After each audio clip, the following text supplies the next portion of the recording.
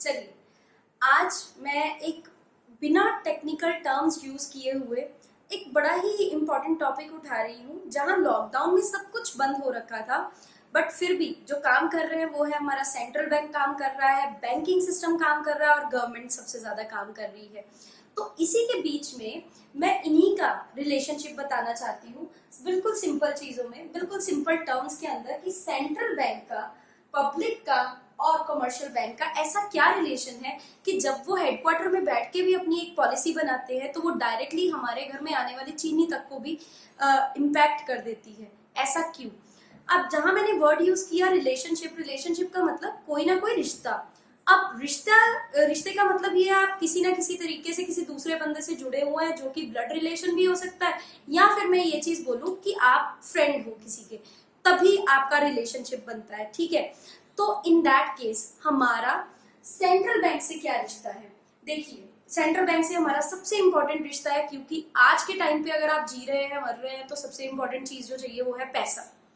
और वो पैसा छापने वाली अथॉरिटी जो है वो है सेंट्रल बैंक।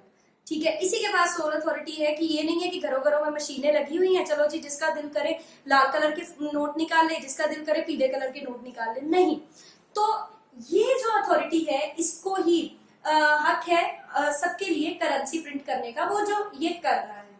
ओके, और वो हमें चाहिए।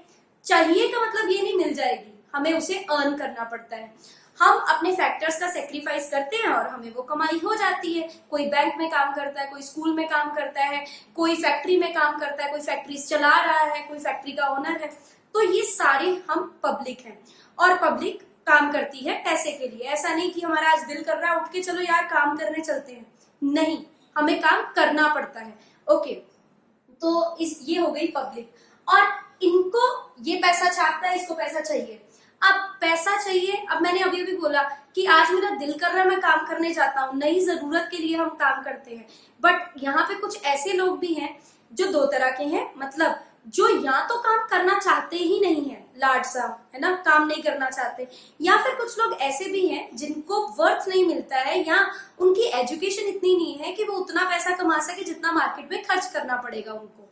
ओके, तो अब मतलब दो तरह की सेक्शन होगा। एक जो हमारी जनरेशन ही, इंडियन जनरेशन ऐसी है जो हमारे पेरेंट्स को ये लगता है कि हम अपने बच्चों के लिए ढेर सारा वर्थ छोड़ के जाएं, तो उसके चलते वो सेविंग्स करने में जुट जाते हैं।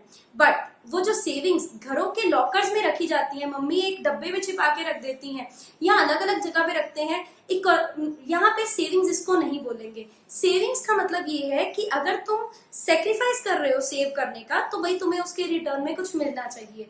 अब आगे चलते हैं, तीसरी चीज को मैं बीच में लेके आ रही हूँ, कमर्शियल बैंक, जैसे एसबीआई हो गया, यूनियन बैंक हो गया, या कोई भी प्राइवेट बैंक जिसमें जाके मैंने अपना अकाउंट खुलवाया। क्यों खुलवाया? क्योंकि मुझे ये लगता है कि अगर मेरे को कुछ पैसे नहीं चाहिए हैं तो क्यों ना मैं बैंक में इस तरीके से रखूं, क्योंकि बैंक्स आर सेफ, ऐसा हमें लगता है। बैंक सेफ है, इसके अंदर मैं पैसे जमा कराती हूँ। अब यहाँ पे क्या लालच है? मैंने कहा रिश्ता हो तो कोई ना कोई तो चीज अट्रैक्ट करनी चाहिए, इन दोनों के बीच में पैसे का रिश्ता था। अब यहाँ पे जो चीज मुझे अट्रैक्ट करती है, जो रिश्ता हमारे बीच में है, वो है रेट ऑफ इंटरेस्ट का। मुझे लालच देती है ये रेट ऑफ इंटरेस्ट, और मैं इस बैंक में पैसे लेके पहुंच जाती हूँ, अपने पैसे इनको देती हूँ और लंबी लंबी लाइनों में खड़ी रहती हूँ पैसा जमा करवाने और निकलवाने के लिए भी। चलिए, दैट्स एन अनदर फैक्ट। फिर उसके साथ ही क्या चीज होती है कि यही रेट ऑफ इंटरेस्ट है जो हर पर्सन, पब्लिक के हर बंदे को जोड़ता है, चाहे वो पैसा देने आए चाहे वो पैसा लेने आए। जब मैंने कहा कुछ लाडसा ऐसे भी होते हैं जो कमाना नहीं चाहते बट खाना चाहते हैं, उनको लग्जरी पूरी की पूरी चाहिए। अब अगर उनको लग्जरी पूरी की पूरी चाहिए तो उनको क्या करना पड़ेगा? उनको लोन लेना पड़ेगा, और वो लोन मिलता है इसी बैंक के अंदर से। ठीक है, तो ये रिलेशन हुआ रेट ऑफ इंटरेस्ट का। जब मुझे ज्यादा लालच मिलेगा मैं तभी पैसे जोड़ूंगी, जब मुझे लगेगा कि ये लोन सस्ते हैं तभी लोन लूंगी, और जब मुझे लगेगा कि पैसे नहीं ज्यादा मिल रहे, लालच नहीं है ज्यादा, तो ना तो मैं लोन लूंगी। आई मीन लोन तो लेने में जल्दी चली जाऊंगी, जब लगे कि सस्ता लोन है तो लेने चली जाऊंगी, मेरे को लालच ज्यादा मिल रहा है तो जमा कराने चली जाऊंगी। तो यही वाला जो टूल है वो यूज करता है सेंट्रल बैंक, क्योंकि सेंट्रल बैंक ऐसा बंदा है जिसे मैं डायरेक्टली अप्रोच नहीं कर सकती हूँ।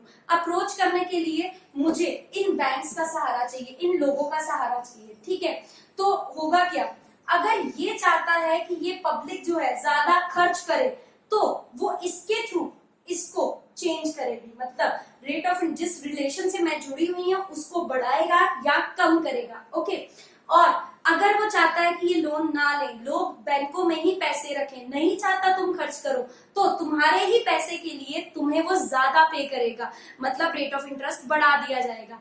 अब उन्हीं पॉलिसीज के चलते सेंट्रल बैंक कमर्शियल बैंक को इम्पैक्ट करेगा और पब्लिक उससे या खुश हो जाएगी या दुखी हो जाएगी। ये रिलेशन है हम तीनों के बीच में, ठीक है। तो इन्हीं तीनों के रिलेशन को, ये जो हमने सिंपल वर्ड्स में समझा है, अभी नेक्स्ट वीडियो में मैं टेक्निकल टर्म्स में समझाऊंगी, जो कि इसी रिलेशन को हम क्या बोलते हैं, मॉनेटरी पॉलिसी।